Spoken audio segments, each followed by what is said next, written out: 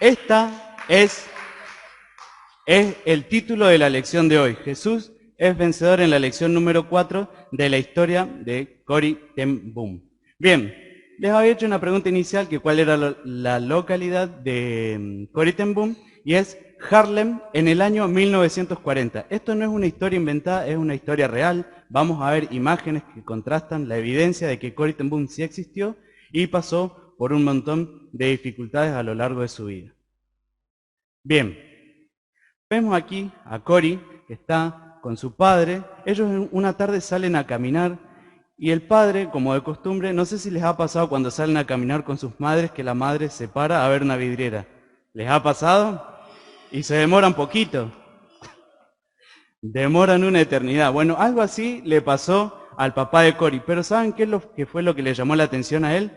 Fue lo que dice ese cartel. Dice, no se les vende a los judíos. Y esto le pareció algo tan espantoso al papá de Corrie, porque dice, ¿cómo no le van a vender a las personas por una denominación de familia, de población? Dice, no se les vende nada a los judíos. Y aquí empieza la historia, la primer parte de la historia de esta lección. Saben que en su tiempo, en 1940, y estas son imágenes de la época, habían carteles por todos lados en donde decía que los judíos no podían participar ni siquiera de las plazas, no podían ir al cine, en ese momento era el teatro, no podían tomar los trenes, tenían que hacer todo a pie. Hoy si quisieran tomar un colectivo para ir a Neuquén, no lo pueden hacer, simplemente porque eran judíos. No, ahora ya se terminó, pero por la simple característica de que eran judíos, no podían hacer ningún tipo de cosa. Bien, avanzando en la lección, ellos cómo se identificaban. Si ustedes ven ahí, alcanzan a ver que del lado izquierdo del atuendo que llevaban tenían que portar una estrella amarilla que decía judío. Esa era la forma que ellos se identificaban en el pueblo, y con esta característica tenían prohibido, como ya les dije, ir a las plazas, tomar un colectivo, ir al teatro, ir al cine. Tenían todas las actividades prohibidas simplemente porque eran judíos. Y este es el dictador que yo les mencionaba hace un ratito. ¿Quién escuchó hablar de Adolf Hitler? Bien, ustedes ya son medianamente pequeños, pero ya saben de quién estamos hablando. Adolf Hitler era un dictador alemán que odiaba a Dios. Así, en pocas palabras, odiaba a Dios y por tanto odiaba al pueblo judío. Y este hombre lo que empezó a hacer fue conquistar países de Europa. Empezó por Austria, continuó por Polonia, por Dinamarca, Noruega, Holanda y muchos otros países. ¿Por qué Holanda está en rojo? Porque era el país donde vivía Corrie ten Boom. Y esto la alcanzó a ella. Bien, la familia ten Boom amaba a los judíos y ellos habían leído mucho acerca de este pueblo en la Biblia. Por eso es que ellos le tenían tanto amor al pueblo de Dios. Pero este hombre, Adolf Hitler, los odiaba de tal forma que lo único que buscaba era asesinarlos porque ellos simplemente eran judíos. ¿Y saben qué pasó? Hitler no estaba solo en esto, no era una sola persona que pensaba en estas características de matar al pueblo judío. Lo que él hizo fue aliarse con un montón de personas que lo empezaron a seguir y se llamó el grupo de los nazis. ¿Escucharon hablar de este nombre? De esta... Claro, este logo es como el logo de Boca, el logo de River, que los representaba a los nazis. Este fue la figura que usaban para identificarse en el grupo. En 1940, los nazis invaden Holanda. Ese es el año de referencia en el que invaden Holanda. Y una noche, los más grandes ya creo que dan de identificar esta imagen, es de una película que estaba sucediendo medianamente en esa época. Y la usé para revelar cómo ese día, ese mismo día, la familia ten Boom, Corrie y su padre, habían visto cómo cargaban a un hombre, a mucha gente, en los carros de la policía. Hoy si nosotros vemos a una persona que lo están subiendo a un auto de la policía, ¿qué pensamos? Claro, ya cometió algún delito, hizo algo malo, no por nada lo van a subir al camión. Y por eso el señor ten Boom y Corrie se preguntaban qué habrían hecho para que lo subieran al camión. Y dijeron, ¿serán criminales? Y la respuesta que encontraron a esta pregunta es no. No eran criminales, simplemente los subían, ¿saben para qué? La historia nos cuenta que los nazis subían a las personas judías y los llevaban a distintos campamentos. Los llevaban a distintos pabellones y ahí los hacían trabajar, los explotaban si era posible, las 24 horas. Los tenían en condiciones bastante precarias, no tenían baño y de casualidad les daban de comer, si era posible, un pan duro. Fíjense el nivel de crueldad que tenían con las personas del pueblo judío. Y estos pabellones, estos campos, era lo que se llamaban los campos de concentración que fueron creados por los nazis de 1933 a 1945. En ese periodo estuvieron funcionando lo que se llaman los campos de concentración. Eran pabellones de tortura al pueblo judío. Y por esta razón los llevaban. ¿Y saben qué pasaba ahí en esos campos? Sí, claro, eso fue. Aquí, en este campo, no sucedía eso, ya vamos a ver más adelante de qué campo se trata, pero sí, uno de los elementos de tortura era que los metían a hornos calientes y ahí los mataban. Los llevaban a estos campos para matarlos. Si ven la última imagen de allá, de la esquina, ahí vemos una representación que vemos la calavera que es como que simbolizaría la muerte. Llevaban a estas personas judías a los campos de concentración simplemente para torturarlos y finalmente con eso matarlos simplemente porque eran judíos. No habían hecho ningún crimen, los llevaban simplemente por la característica de ser descendientes de los judíos. Bien, al ver esto, Cori se entristeció mucho, también así su padre, y lo que Cori decía, empezó a orar y decía, Señor, quiero hacer cualquier cosa para salvar a tu pueblo. Cori, al ver esta situación, se entristeció mucho y decidió en su corazón poder ayudar al pueblo judío para que no por simplemente el hecho de ser judíos los mataran así porque sí, como diríamos hoy en la actualidad, porque no se los bancaban. Por eso Cori decidió y oró al Señor que Él le mostrara la forma para ayudar al pueblo. Y saben que el Señor le respondió. ¿Se acuerdan cuál era el oficio de la familia Tembum? Equipo azul. Ahí está. ¿Cuál era el oficio de la familia Tembum? Bien, un poco más específico. ¿Cuál es la tarea de la persona que hace? Bien, el padre de Cori era, ¿eh? Ahí está, relojero.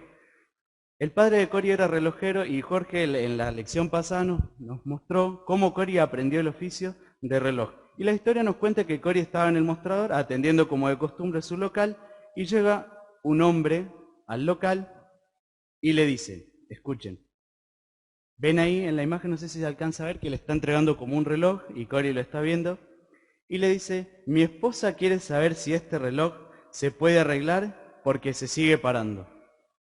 Y nosotros dijimos, bueno, se paró el reloj, lo llevó a arreglar, pero ¿saben qué fue lo que pasó? El reloj andaba en perfectas condiciones. Marcaba la hora exacta, el segundero funcionaba a la perfección, entonces Cori quedó sorprendida y no sabía por qué le decía eso. ¿Saben por qué el hombre utilizó esta frase? Porque esta frase era una contraseña para decir que una persona necesitaba ayuda. Era la forma de comunicación que tenían, era una clave para que ayudaran a los judíos. La repito, mi esposa quiere saber si este reloj se puede arreglar porque se sigue parando. Entonces, Cori escucha un portazo y ahí se asusta porque dice, acá llegó la gente a llevarme presa. Pero no fue lo que sucedió, sino que se quedaron ellos dos solos en el local y él le dice, es una muchacha que es judía y necesita tu ayuda. Entonces Cori ahí le dice que lo lleve a un lugar en Grominen, que es un invernadero. Hicieron todos los preparativos, la mujer llegó sana y salva a ese lugar y Cori la refugió. ¿Qué pasó con el reloj? El reloj se lo guardó Cori en el bolsillo y quedó con ese reloj ahí, bueno, funcionaba a la perfección, ella sabría qué iba a hacer, pero recibe un llamado. Y ese llamado le decía, ese reloj que tú te quedaste, envíaselo a la fábrica, allí lo pueden arreglar. Y Corey dijo, pero ¿cómo? Si el reloj está funcionando, ¿cómo lo voy a mandar a la fábrica para qué lo van a arreglar si funciona? Y esta era una segunda clave, que eso era lo que se refería que en la fábrica había lugar para alojar a las personas judías y que no fueran atrapadas por la policía secreta de Hitler. Esa fue la segunda clave, que en la fábrica había lugar. Como era un lugar totalmente invadido, tenían que manejarse por contraseñas porque si no los iban a descubrir e iban a tener serias consecuencias. Y esta es una imagen muy buena, a ver si pasa. Ahí está. Bien, ¿qué es esto? Bien, comida, un guiso. En Holanda yo sé que uno de los platos característicos es esto, un guiso. ¿Cuándo fue la última vez que comieron un guiso? Un año. Ayer. Sí, ¿a quién le gusta el guiso? Yo sé que es bastante bien, bien, bien. Yo sé que es bastante polémico y no a muchos le gusta. A mí me encanta. Bien, ¿por qué les muestro esta imagen? Porque cuando ya estaba cayendo la noche, Betsy, ¿quién era Betsy? Equipo naranja. Betsy. No, no era la tía. Bien, ahí está Teo. Era la hermana de Cory. Betsy dice, gente, bajen, vengan, que ya está la comida. Y entonces empezaron a aparecer muchísimas personas. Primero estaba el señor Tenboom, que salió del taller, Cory, que salió de la relojería, Betsy, que estaba en la cocina, y de pronto aparecieron 6 personas más. Y ahora, ¿quiénes eran estas personas? La historia nos cuenta que son personas judías que estaban siendo escondidas en la casa de los Tenboom. Eran 3 jóvenes que no quisieron ir a una fábrica de armas, se rehusaron y se escondieron, porque sabían que no iban a ir a trabajar en una fábrica de armas, sino que los iban a matar, como habíamos visto al principio de la historia. Entonces se quedaron refugiados en la casa de la familia Tenboom. Y después aparecieron 3 personas más. Una era Mari, Tea y un hombre llamado Eusi. Eran en total 9 personas en las casas de la familia Tenboom.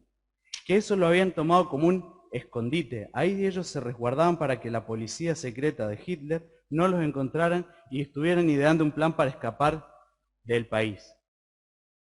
Bien, ¿y saben qué pasó? Mientras ellos estaban disfrutando de la cena, la historia nos cuenta que Uzi era muy bueno haciendo chistes y estaban riéndose a las carcajadas y de repente, ¿saben lo que pasó? Sonó el timbre. Yo cuando iba leyendo la historia también dije lo mismo. Acá se pudrió todo. Cuando sonaba el timbre, ¿saben qué significaba en esta ocasión, en este momento particular de la historia? Significaba peligro. Tocaban el timbre y a esconderse en el lugar que primero encontraran. Pero, ¿saben qué? La familia Tenboom estaba preparada, no era que eran improvisados. Cory, en su habitación, tenía una puerta secreta, ahí no sé si se puede ver bien, que era solamente un espacio de 91 centímetros de ancho. Cuando yo lo leí, no sé si alguien vio el rinconcito que está acá en la iglesia, que es para guardar las escobas y eso, ¿alguien lo vio? Bueno, era algo parecido a eso. Solamente 91 centímetros de ancho tenía y ahí se tenían que esconder para que la guardia secreta de Hitler no los encontrara. Imagínense 91 centímetros de ancho, sin ventanas, sin nada. Había que arreglárselas para sobrevivir. Imagínense cómo sufría la gente del pueblo judío. Bien, ¿qué pasó? Habrá entrado la policía, ¿qué fue lo que sonó el timbre? Y aquí estamos, es la policía secreta de Hitler, se llamaba la Gestapo. Gestapo era el nombre que se le había asignado a la policía secreta que se encargaba de ir por las casas y secuestrar al pueblo judío.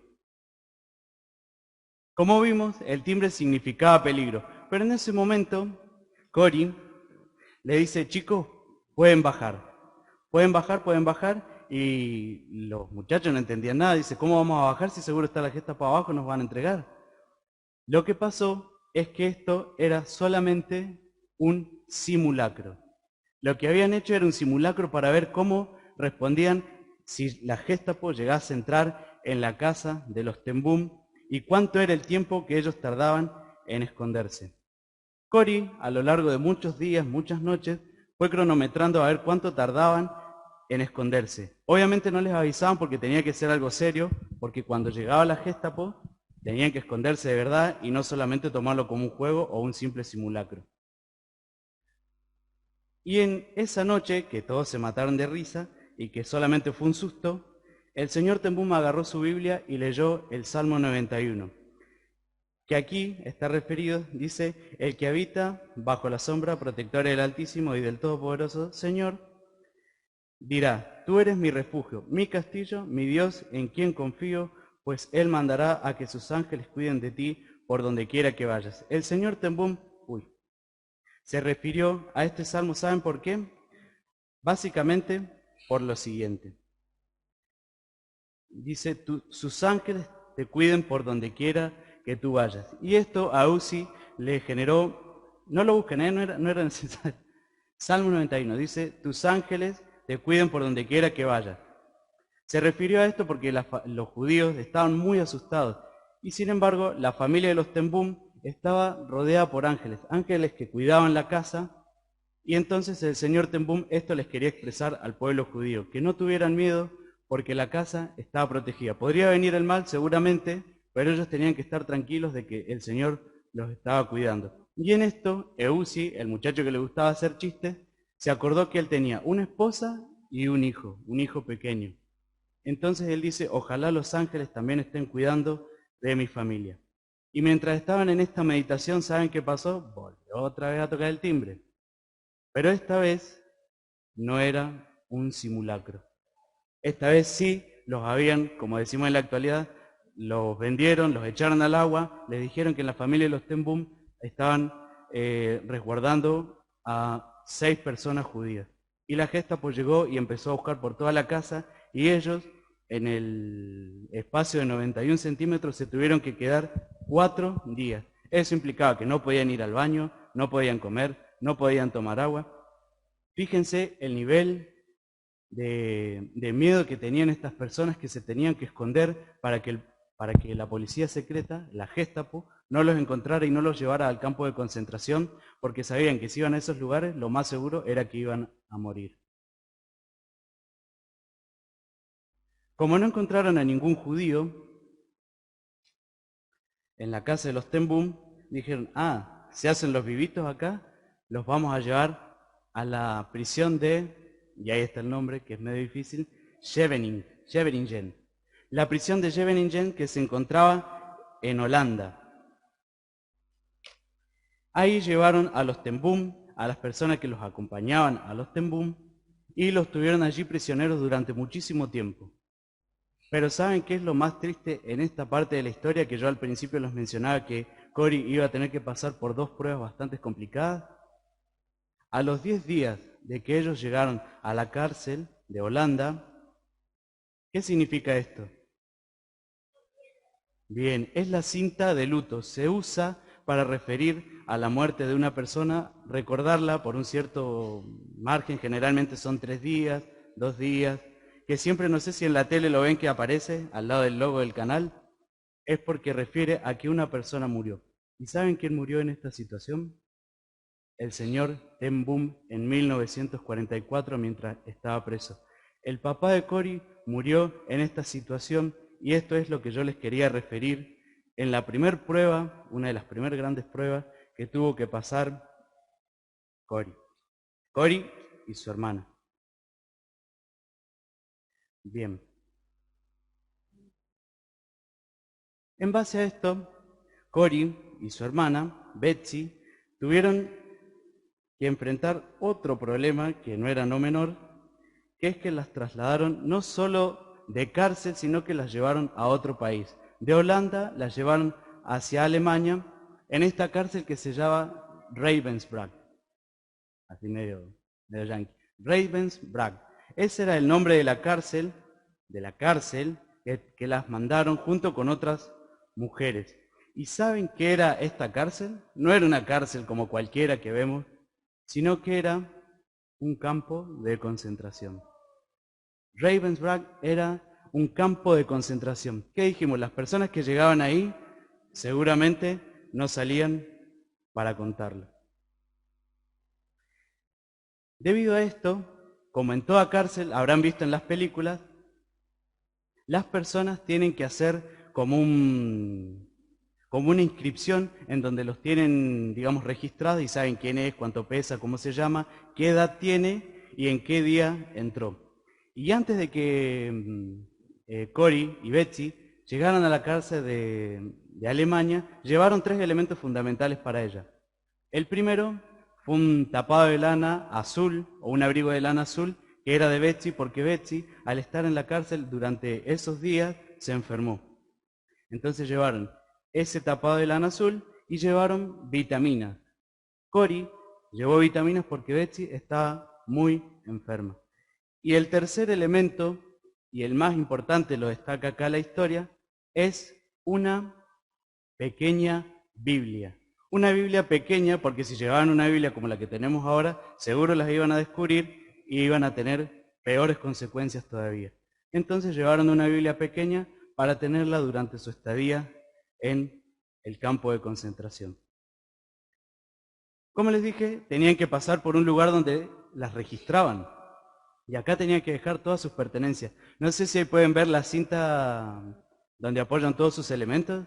¿La alcanzan a ver? Pasa por una cámara y ahí se ve si llevan cosas escondidas o algo medio raro, se lo sacan y por supuesto aquí no era tan leve que solamente le hacían un acta, sino que pasaban a otro plano de la historia. Entonces, Cory se empezó a poner nerviosa porque dice, ahora si me sacan lo único que traje, nos vamos a quedar sin nada. Y entonces Betsy se empezó a descomponer, se empezó a descomponer, se empezó a descomponer, hasta que en un momento no dio más, y Betsy ante esto oró y dijo nuevamente, me parece que está en la diapositiva, sí. Cory oró y dijo, Señor, necesitamos tu palabra en este terrible lugar, para nosotras y para todas estas mujeres, déjanos conservarla. Lo que Cory solamente le pidió al Señor es que dejara conservar la Biblia. Lo otro, bueno, no era tan elemental, pero fíjense que ni siquiera las vitaminas tomó en cuenta que ella pidió la Biblia, solamente que el Señor les dejara conservar la Biblia.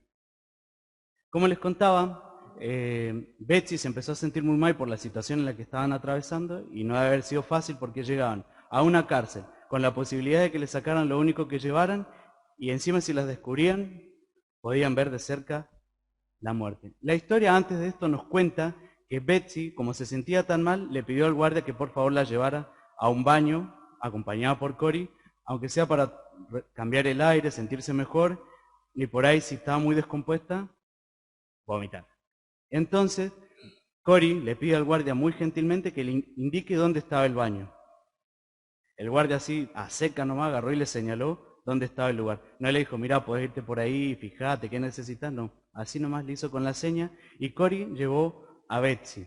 Cuando llegaron al baño, que buscaban el inodoro, no encontraron nada. Era un lugar como este, así, sin nada. Ojalá hubiese tenido este piso. Era un lugar totalmente abandonado, ni siquiera le daban una repasadita, nada, así nomás. Entonces Cory le pregunta, Señor, ¿dónde están los inodoros? Le dice, ahí tenés un agujero, ahí puedes hacer lo que quieras. Y agarró y cerró la puerta y las dejó completamente solas. Fíjense el nivel de crueldad que había en los campos de concentración, que ni siquiera a las personas les tenían un baño, aunque sea para que puedan ir al baño tranquilos. Tenían un agujero y con eso se tenían que arreglar y que agradecieran con que les daban un agujero. Así nos cuenta la historia. En todo esto, Cory empezó a pensar en cómo el Señor le iba a ayudar para conservar la Biblia. En esto viene a Cory un pensamiento y dice, bueno, ya sé lo que vamos a hacer. Betsy, sacate tu tapado, le dice. No, tengo frío, le dice Betsy. Betsy, sacate tu tapado ahora que se me ocurrió qué hacer. Betsy le da su tapado y Cory esconde en el tapado el frasco de vitamina y la Biblia y lo deja debajo de un banco. Porque sabían que luego de ser registradas iban a tener que bañarse. Era el único baño en toda su estadía ahí que iban a tener. Se ponían el traje de prisioneras y, con suerte, si sobrevivían, sobrevivían, y si no, ese era su último baño y su última posibilidad de cambiarse la ropa. Volvieron a registrarse y dice la historia que en la revisión del campo de concentración, esta es una imagen actual, no era así, tenían que pasar 3 veces por la misma revisión. Pasaban una vez, volvían a pasar y volvían a pasar. Betsy tuvo que pasar 3 veces la revisión. Cuando ellas salen del baño, de bañarse y demás, dice la historia que Cory se escondió en su espalda la Biblia en su cuello, el frasco de vitaminas, y se puso tipo como un cinturón el abrigo de Betsy. Y la historia, ¿saben qué nos cuenta? Que Cori ni siquiera fue revisada. Pasó directamente, ni siquiera le preguntaron cómo se llamaba, le dijeron, adelante, andá y busca tu habitación. Pero a Betsy sí o sí la revisaron 3 veces. Ahí el Señor le respondió a Cori, y no solo le dejó conservar la Biblia, sino que le dejó conservar el abrigo, el frasco de vitamina y la Biblia. Este es el dormitorio, esto es una imagen real, es el dormitorio de la historia, es el dormitorio número 28. Y ahí vemos, era una cárcel exclusivamente de mujeres. Miren las camas. Yo los vi y dije, bueno, serán cuchetas. No, eran cajones sin colchón, sin almohada, y que agradecieran que tuvieran un lugar como para poder acostarse. Eso nos cuenta la historia de la crueldad de los nazis hacia el pueblo judío. Y saben, una habitación, uno dice, bueno, ¿a quién le gusta tener su habitación propia? Levante la mano. Y sí, es mucho mejor tener una habitación propia. Pero saben que en este dormitorio 28 vivían 1.400 mujeres cautivadas y esclavas. Esto nos cuenta la historia. Y aquí es una parte bastante graciosa de la historia, pero, a ver si sale. ¿Qué es este bichito? Bien, por ahí escuché. Es, claro, en realidad yo busqué pulga, pero era una imagen re asquerosa, así que no la puse y puse esta que era un poquito más leve. Esto es una pulga. Encima a mí me dio risa porque dice Cory, ¿nos van a mandar al lugar lleno de pulgas? O sea, había ido al baño, no tenía inodoro. Estaba con un dormitorio totalmente sucio y se quejaba de las pulgas. Y le dice Cory, dice, pero Betsy, ¿no te acordás lo que leímos hoy a la mañana?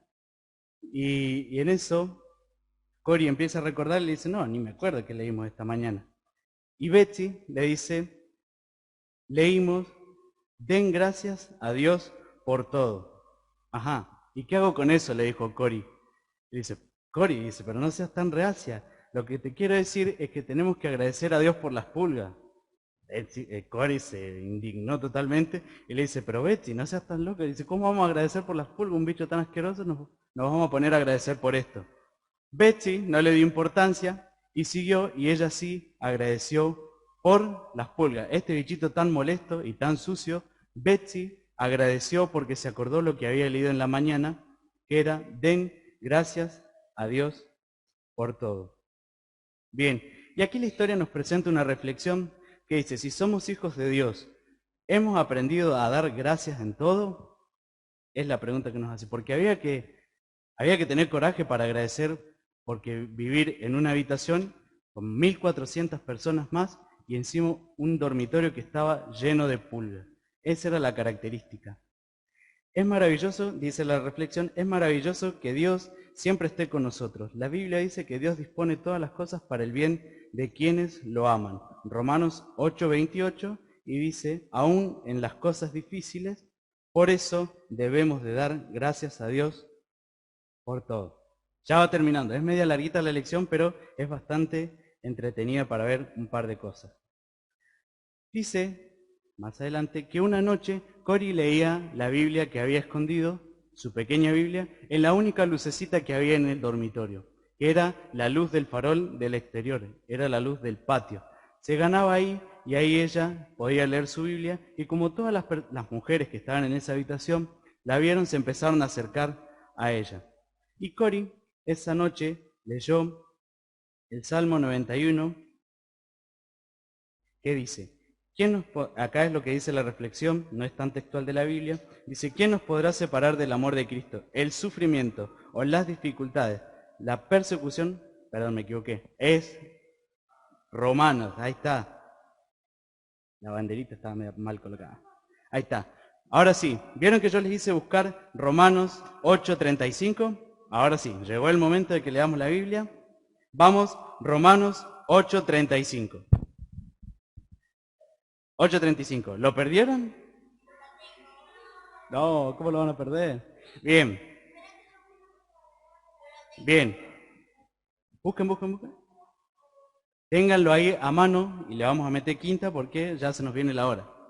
Dice, Romanos 8:35, ¿quién nos separará del amor de Cristo? Tribulación, angustia, persecución, hambre, desnudez, peligro o espada. Parecieran que estas palabras fueron escritas especialmente para la prisión o el campo de concentración de Ravensbrück. Dice, porque ¿qué nos puede separar? La angustia, Cori ya había perdido a su hermana, estaba en un lugar totalmente sucio, abandonado, era tratada como esclava, solamente podía leer la Biblia a la luz de un farol que estaba encima en el exterior. Dice, ni siquiera la angustia que estoy pasando me puede separar del amor de Cristo. Y miren lo que dice a continuación. ¿Qué nos podrá separar del amor de Cristo? ¿Tribulación, angustia o persecución? Parecía que, como dije recién, estas palabras están escritas para la vida de Cori ten Boom. Ella ayudó al pueblo perseguido por los nazis y por ayudarla terminó en la cárcel y en uno de los campos de concentración a donde iban estas personas. Bien, hasta aquí llegamos con esta parte de la Biblia. Seguimos ahora más bien con la historia en que dice que las mujeres... aquí, esto me estaba pasando por alto. Cuando Cori entendió esto de las pulgas, ella volvió a agradecer, pero ¿saben por qué? Dice que las mujeres cuando escucharon de Cori, que leía estos versículos, se alegraron de tal manera que algunas se convirtieron y otras quedaron ahí como medio dudando. Pero muchas se convirtieron y de la alegría que tenían empezaron a cantar, pero de repente dice que se escuchó un... ¿Qué pasó? ¿Quién llegó a la prisión? Yo dije, acá, chao, entra una balacera y no queda ninguna. Pero no fue así. La historia nos cuenta que llega una chica y dice, ¿qué están haciendo? Y Cori le dice, estamos leyendo la Biblia. Ella jamás negó. Dice, estamos leyendo la Biblia y hay muchas que han creído en Cristo y estamos cantando de alegría. Dice, me parece muy bien, le dice esta muchacha. ¿Saben qué? Yo fui a ver una guardia y le dije, pero ¿por qué no te vas a fijar que está muy silencioso el cuarto número 28? Y la mujer esta le dice, yo ni a palos me acerco al cuarto número 28 por la cantidad de pulgas que hay. Entonces, ahí Cori se dio cuenta por qué agradecer por las pulgas. Gracias a este bichito, la guardia ni siquiera se acercaba a la puerta de la habitación para mirarla, por lo que ellos podían leer la Biblia y cantar todas las veces que quisieran porque la guardia nunca se iba a acercar a ella. Aquí vemos una representación de cómo, y ahí está, entendió y agradeció por las pulgas. Vemos ahí una imagen como, para ser más gráfico de cómo fue esa situación. Pero saben que una noche, y ya estamos llegando al final de la historia, una noche Betsy la despierta a Cori. ¿A quién le gusta que lo despierten cuando están durmiendo? No, a nadie. Más si estás soñando, si estás durmiendo bastante profundo, a nadie le gusta que vengan y te despierten encima para contarte algo. Pero Betsy le tenía que contar algo muy importante a Cori. Por eso fue que la despertó y le dijo, Dios me ha mostrado algo y tengo que decírtelo ahora. Espera hasta mañana, le dice Cori, ¿para qué me lo vas a contar ahora? No, dice, te lo tengo que contar ahora. Bueno, dice, ¿qué pasó? Y entonces ahí Betsy le empezó a contar lo que Dios le había hablado en su sueño. Dice, cuando nosotros salgamos de esta tortura, lo que yo pensé, o lo que el Señor me ha mostrado, es que las cárceles, los campos de concentración, los pabellones que hay, los restauremos completamente y sea un hotel para albergar a aquellas personas judías que pasaron por la tortura de los campos de concentración. Lo que podemos hacer, le dice también, es en Holanda, donde quedaron muchas personas, armar jardines, preparar las casas y vivir allí con ellos por un tiempo. ¿Por un tiempo?, le pregunta Cori. No, dice, ahora que volvemos para allá yo me quiero quedar. Dice, ¿para qué vamos a salir? No, dice, y aquí está el verdadero motivo, dice, de lo que el Señor habló en mi corazón. Aquí está la pregunta. Y dice, solo viviremos allí por un corto periodo de tiempo. Después debemos ir por todo el mundo para explicar que no importa lo terrible que hayamos vivido, el Señor Jesús es más grande. Nos van a creer, le dice Betsy a Cori, porque nosotras mismas sabemos lo que sufrimos y somos testigos de eso. Cori quedó asombrada por lo que Betsy le contaba y se entusiasmó con la historia y quiso seguir hablando, pero Betsy se quedó dormida. Días después esto pasó, Cori se contó, y ahora viene una segunda prueba. Volvemos a ver el listón negro. La historia, ¿saben qué? Nos cuenta que Betsy Tembun murió en 1944 en el campo de concentración de Ravensbrück. Aquí está la segunda prueba que yo les contaba. Betsy no solo por ayudar a las personas perdió a su padre en la cárcel, sino que en un campo de concentración perdió a su hermana en 1944.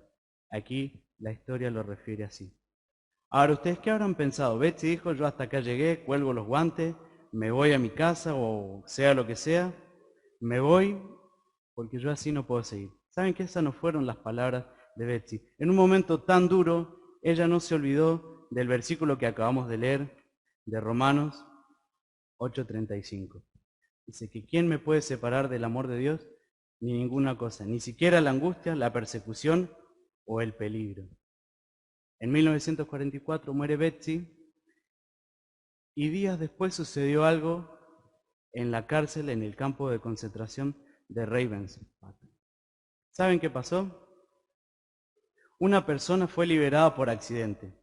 Nos cuenta la historia que estando todas las mujeres allí y ya casi finalizando el periodo, la invasión de los nazis finalizó en 1945. Esto fue un año antes, donde ya empezaron a liberar a las mujeres y a las personas cautivas en los campos de concentración. Por accidente liberaron a una mujer y todos quedaron pensando que qué habría pasado. Ahí casi la matan a la secretaria administrativa y se pusieron a ver a dónde podría estar esa persona. Y esto ya nos da una pista de quién puede ser. Harlem. ¿Quién vivía en Harlem? Cori ten Boom, quien habían liberado por accidente, que no fue un accidente como lo sabemos, fue liberada y volvió a su ciudad a cumplir lo que su hermana le había dicho. Esa fue una de sus misiones principales, hacer lo que Dios le había mostrado a Betsy. Y aquí ya terminamos con esta partecita de la historia, pero queda un poco todavía. Ya terminamos. Hacer lo que Dios le había mostrado a Betsy. En Holanda, hacer un hotel para alojar a las personas con un hermoso jardín, tal y cual se lo había dicho Betsy.